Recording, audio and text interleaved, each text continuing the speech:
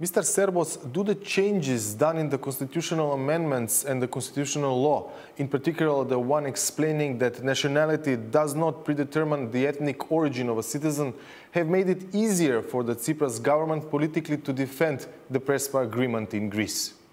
Well, the answer is yes, and not only regarding the Tsipras government, but also regarding how the public debate is moving in Greece. Unfortunately, the ones standing against the agreement, including political parties, opinion makers, influencers, have heavily invested on the false assumption that the Prespa agreement is opening a window of opportunities and is actually also discussing on the table issues about national identity and about ethnicity and ethnic origins, which is what was in principle far away from the principle of the agreement, which was of course about nationality and citizenship, and that's it. So I think that these clarifications coming from your parliament will further clarify what was agreed in Prespa back in June, and of course provide a solid political argument for the government to ratify the agreement. Is the parliamentary majority in the Greek parliament becoming too slim, having in mind latest cautious statements from Potami, a group of MPs that were expected to vote for the name deal? Yes, very good question. Regarding Potami's parliamentary group, it's comprised of 6 MPs, including the head of Potami, the leader Stavros Theodorakis.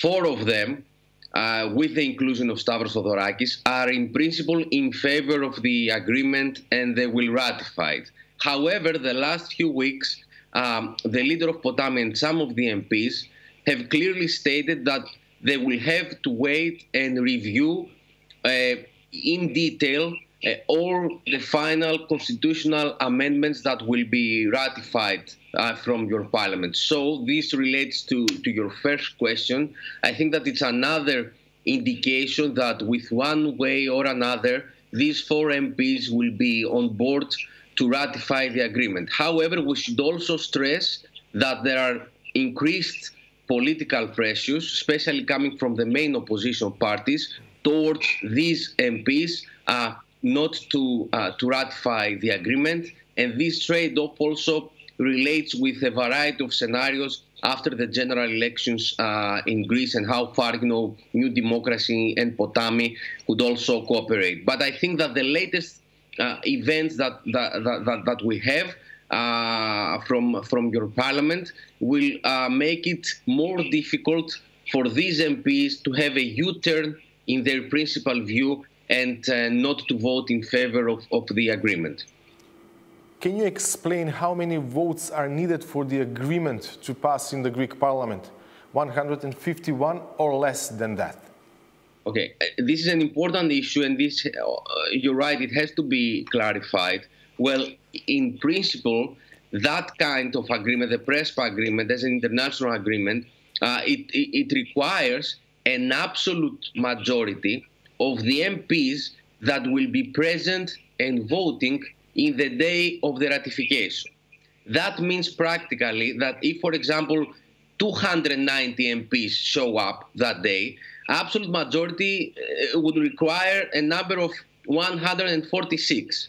This is in principle. However, the last few days, the government's spokesperson has clarified that the Greek government will pursue an absolute majority of the total number of Greek MPs, meaning 151 MPs. In any case, and this also relates with your previous question, the majority will be slim. So it will be from 151 to 153, 154 at most. That's it. So in any case, we discuss about slim majority.